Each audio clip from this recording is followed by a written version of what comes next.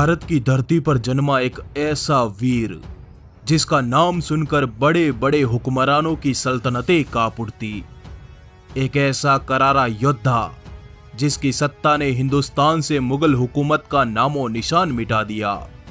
संपूर्ण भारत पर हिंदू हुकूमत जमाने वाले अटक से कटक तक की धरती पर जिसके नाम का भगवा लहराता था, उस वीर का नाम है छत्रपति शिवाजी महाराज।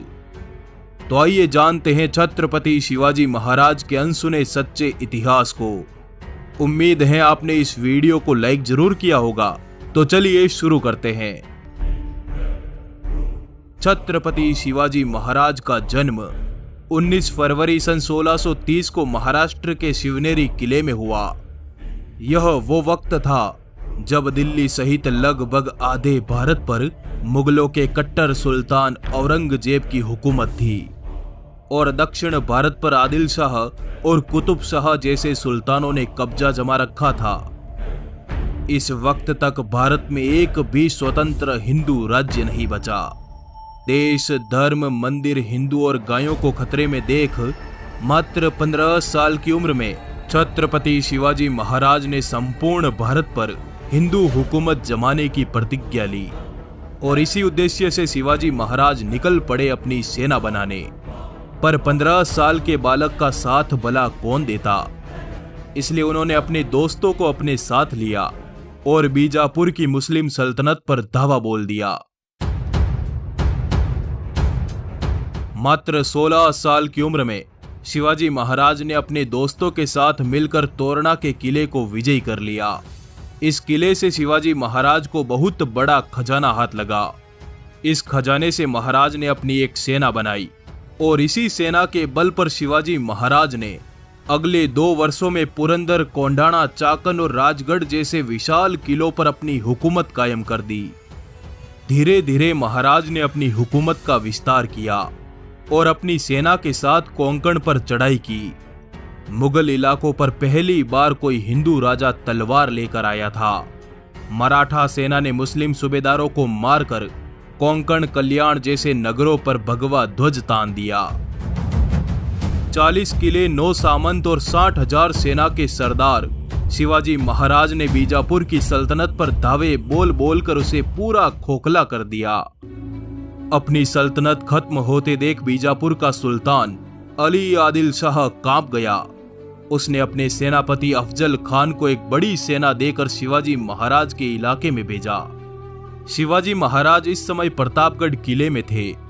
ईस्वी सन 1659 को अफजल खान अपने विशाल लश्कर के साथ सीधे प्रतापगढ़ की तरफ निकल पड़ा। हिंदू, गौ, स्त्री, बच्चे और ब्राह्मणों का कत्लेआम करते हुए उसका लश्कर मैदान में उतरा। हाथी सरी के अफजल खान के इरादे महाराज को धोखे से मारने के थे। इसी वजह से उसने महाराज के समक्ष एक संधि प्रस्ताव रखा। अगले दिन महाराज की अफजल खान से मुलाकात हुई। गले मिलने के बहाने लंबे चौड़े अफजल खान ने शिवाजी महाराज को दबोच लिया और उनकी पीठ में खंजर से वार किया, परंतु कपड़े के नीचे लोहे का कवच पहने शिवाजी महाराज ने अपना बाग नख निकालकर अफजल खान को वहीं के वहीं चीर डाला।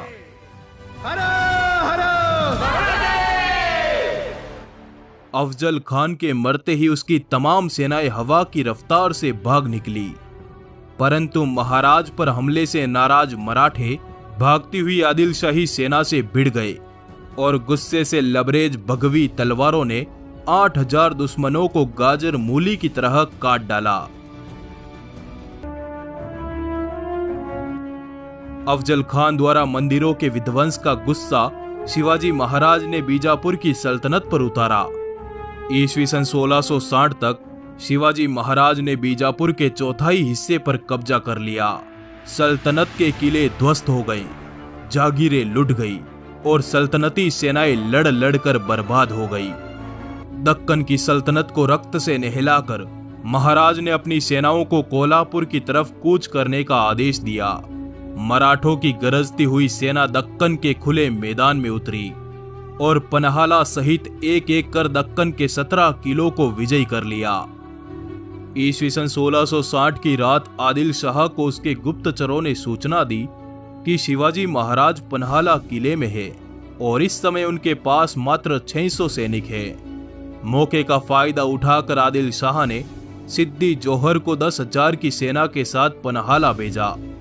मध्य रात्रि तक सिद्दी जोहर ने पन्हाला किले को घेर लिया। उसकी सेनाएं किले के चारों तरफ फैल गई। ऐसी विकट स्थिति में महाराज ने बड़ी चतुराई से काम लिया।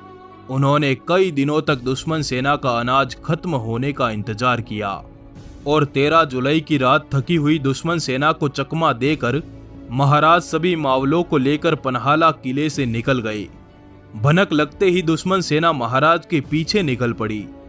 महाराज 300 मावलों के साथ आगे बढ़ चुके थे और इधर बाजी प्रभु देश पांडे के नेतृत्व में बाकी बचे मात्र 300 मावले 10,000 दुश्मनों से भिड़ गए। ये युद्ध आज तक के इतिहास का सबसे भयानक युद्ध सिद्ध हुआ। मात्र 300 मावले पूरी रात शत्रुओं से लड़ते रहे। सुबह तक उन्होंने 5,000 से अधिक दुश्मनों को मार डाला। बीजापुर की सल्तनत को तबाह करने के बाद शिवाजी महाराज ने मुगल इलाकों पर चढ़ाई करना आरंभ किया। ईस्वी सन 1657 को शिवाजी महाराज ने अहमदनगर के मुगल थानों पर धावा बोला और एक एक कर इस इलाके की तमाम मुगल चौकियों को तबाह कर डाला। जजिया कर गो हत्या पर विराम लगाते हुए शिवाजी महाराज अपनी सेनाओं के साथ आगे बढ़ते गए और जुन्नार के मुगल ठिकाने पर चढ़ाई कर दी। परंतु यह बात औरंगजेब बर्दाश्त नहीं कर पाया। उसने शिवाजी महाराज को काबू में लाने के लिए अपने मामा शाइस्ता खान के नेतृत्व में 1,50,000 मुगल सैनिकों का लश्कर महाराष्ट्र की तरफ भेजा। जनवरी सन 1660 की रात शाइस्ता खां भारी लाव लश्कर के साथ पुणे पहुंचा और पूरे नगर को अपने कब्जे में ले लिया। सुबह शाइस्ता खां पुणे के हिंदुओं, गायों और मंदिरों पर अपना गुस्सा उतारता और रात को पुणे के लाल महल में चला जाता। 3 महीनों तक यही चलता रहा, पर 5 अप्रैल सन 1663 की आधी रात को शिवाजी महाराज ने शाइस्ता खान पर हमले की योजना बनाई और मात्र 400 मराठों के साथ पुणे की ओर निकल पड़े। मराठे वेश बदलकर किले में प्रवेश कर गए।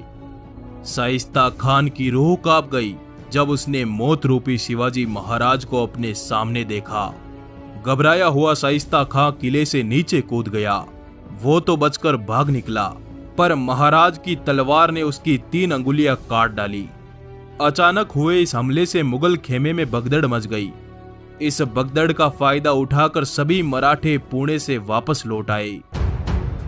ईस्वी सन 1664 को छत्रपति शिवाजी महाराज ने मुगलों के सबसे अमीर शहर सूरत पर चढ़ाई कर दी। मराठों ने सूरत के पूरे मुगल व्यापार को चौपट कर दिया और मुगलों की बेशुमार दौलत को अपने कब्जे में ले लिया। इस घटना से औरंगजेब का गुस्सा 7वें आसमान पर था। अपनी सल्तनत के अपमान का बदला लेने के लिए औरंगजेब ने तुरंत आमेर के राजा जय सिंह को एक बड़ी सेना के साथ शिवाजी महाराज के राज्य में उतारा।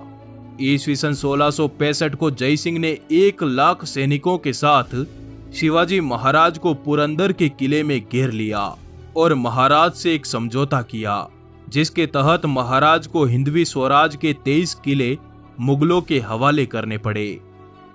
परंतु ईस्वी सन 1670 में मुगलों पर कहर बनकर टूटे शिवाजी राजे ने किलों पर तैनात मुगलों को मार मार कर लाशों के अंबार लगा दिए।